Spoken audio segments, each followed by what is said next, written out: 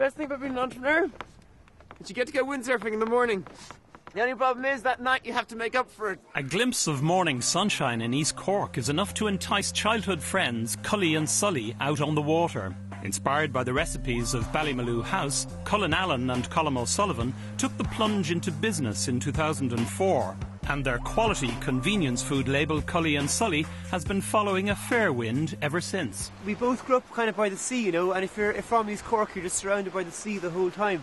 One of the things about having your own business is that it's very difficult to commit to teams and stuff whenever we've got free time, or if there's free time even in an afternoon in the middle of the week when normally you'd be sitting behind your desk. We just belt out in the boards if there's a bit of wind and a bit of sun, you know. Sausages are coming together now. At the start, it was hard to translate the passion and our direction for food because the industry is very much governed by very large companies, large manufacturers, large retailers and so on, and everyone kind of goes along the same route, so that's the norm. And that's not what we wanted to do. We wanted to be quite different, but everybody keeps pushing you back into the norm. And so at the start, we were actually quite bold. I mean, everyone told us that Cully and Sully was the most stupid name you could possibly call a business. We were told that everything was just too far away from the norm. We just went for it. We took that risk, and fortunately that risk paid off.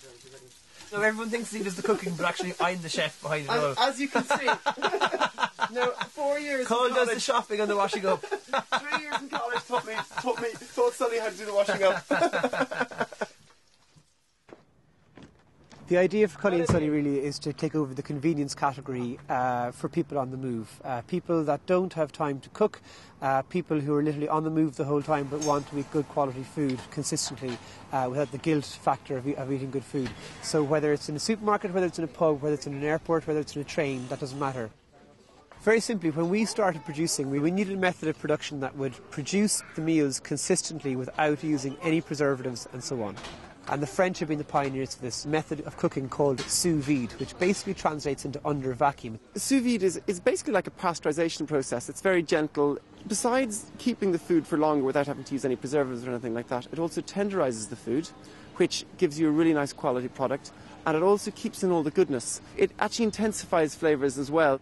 The supermarket game isn't one of those things whereby you can maybe stop selling it for a couple of weeks. You have to sell every single week, otherwise your shelf space is gone. So you've got to keep going. And it's not even just keep going with your current meals. Whenever you have a meeting with any of the buyers in Dunn's or a Super Value or a Super Queen or a Spar or whatever, it's what's new, lads. What's happening?